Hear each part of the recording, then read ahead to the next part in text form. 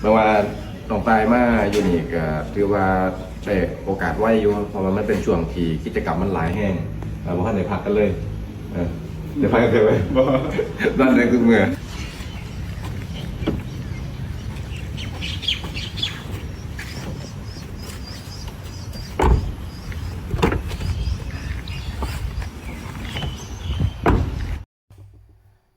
อาจารย์ติงลีถึงขั้นปากส้มปากเว้าว่าตุนตายมาอยู่นี่เฮียนหู้ได้รวดเร็วพออีหยังคลิปนี้มีคำตอบสบายดี FC แฟนคลับทางฝั่งไทยฝั่งลาวพี่น้องป้องป่ายมัดสุผู้สู่คนผู้ที่คองคอยเบิ่งการเคลื่อนไหวทีมงานกู้ภัย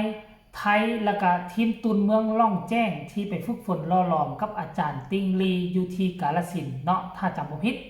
แต่ว่ามื้อนี้เขาเจ้าน่าจะอยู่ที่ขอนแก่นมื้อวานนี้ก็อยู่ที่ขอนแก่นมื้อนี้ก็น่าจะอยู่ที่ขอนแก่นอีกมื้อนึงเช้ามื้อนี้เห็นคลิปนึงหลุดลอดออกมาเนาะก็ปรากฏว่าเป็นอาจารย์ติงลีกับตุนตายนั่นเองปัจจุบันนี้ต้องยอมรับว่าเป็นดาวเด่นดาวดังเนาะเป็นอย่างมือว่านี่ตุนตายจึงได้ใบย่องยอต่างๆนานาเฮามาเห็นคลิปนี้จากปากอาจารย์ติงลีแล้วสาเหตุย้อนแนวนี้เองเนาะ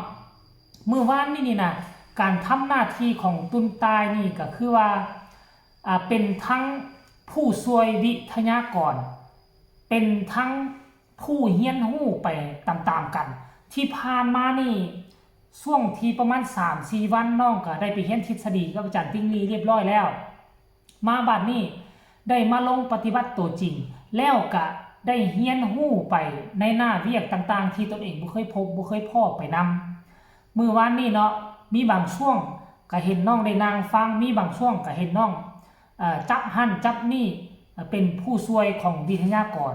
เลยเฮ็ดให้น้องได้ใบย่องย่อหรือใบเกียรติคุณในมื้อวานนี้นั่นเองเนาะแล้วอาจารย์ติงลีก็บอกว่า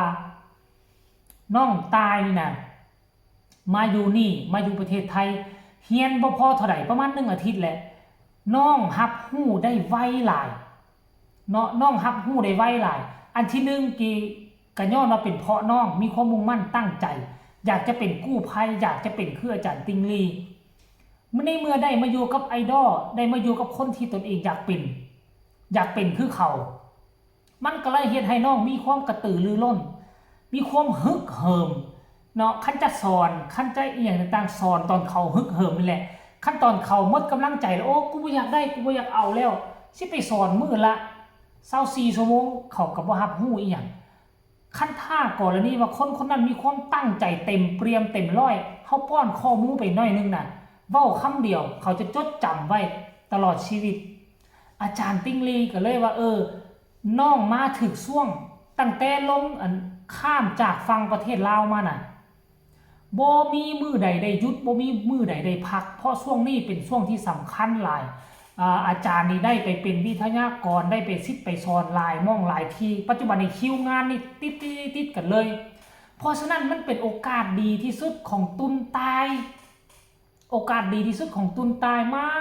ถึกช่วงเวลาที่เหมาะเจาะที่สุดเรียนทฤษฎีปุ๊บแล้วได้ลงตัวจริงเลยยาวเลยตัวจริงน่ะเฮ็ดให้คนมันจดจำการที่ลงตัวจริงนี่มันดีกว่าทฤษฎีมองใดก็คือว่าเขาจะจดจะจำจะจือเลยเฮ็ดเรียกตัวจริงเลย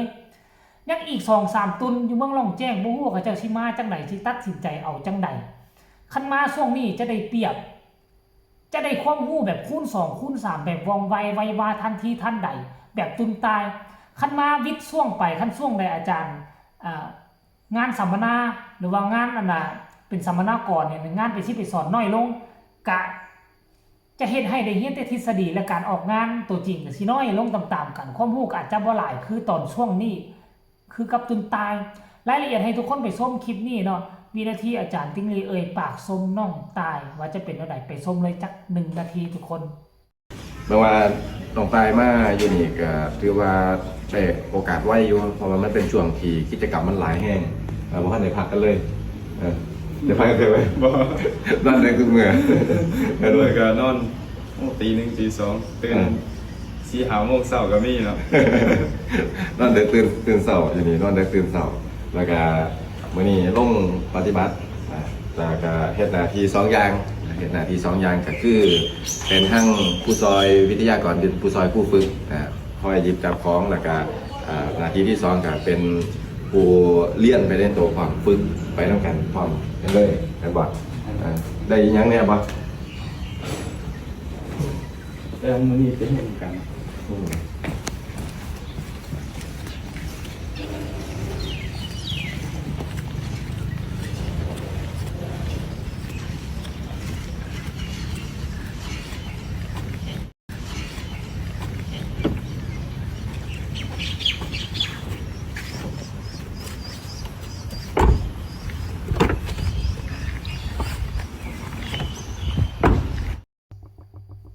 เห็นบ่ล่ะ FC แฟนคลับ